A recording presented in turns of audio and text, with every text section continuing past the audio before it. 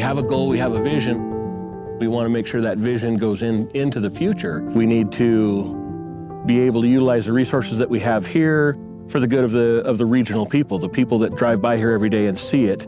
They need to see the benefit of what we're doing.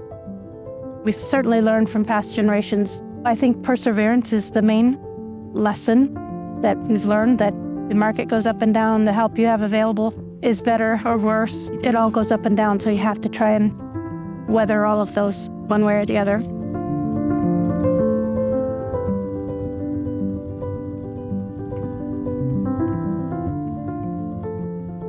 Over the last 10 years, we've cut our water use by a third overall. We try and use as much surface water as we can to mimic that natural water cycle and limit the use of our groundwater as much as possible.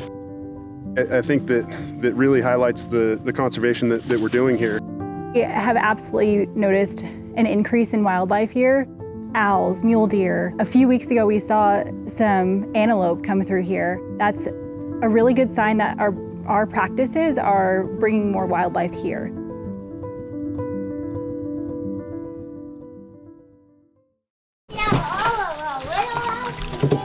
That stuff can stay in there.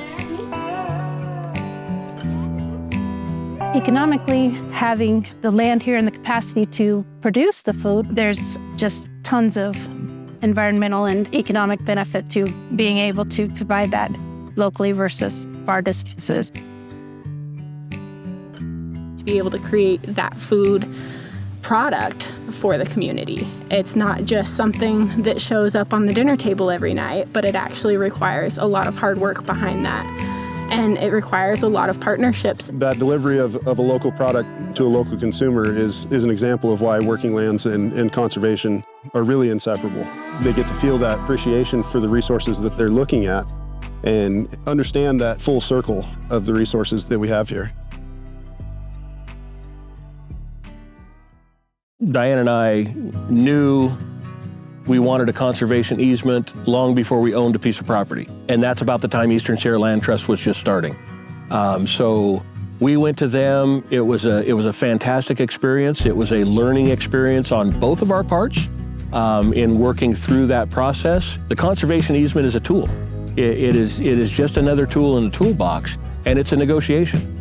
So you're not giving up anything that you don't or aren't willing to give up. It gives you a way to capitalize that so that it can protect and allow you to do the things that you want to do. So it has been a fantastic tool for us. The next generation, they're looking at a steep uphill battle because the challenges that we're facing, it's such a multifaceted issue of business, family politics, of nature in general, how to care for the land in the best way that we know how and how to keep learning because it's a constantly evolving process. A way that generational ranches have survived is to traditionally sell off small pieces of the ground or develop houses. And the easement, essentially, it's kind of taken that tool off the table for future generations and really emphasize the productivity of the land and making sure that we care for this land as a system and as a business and that it stands on its own 2 feet.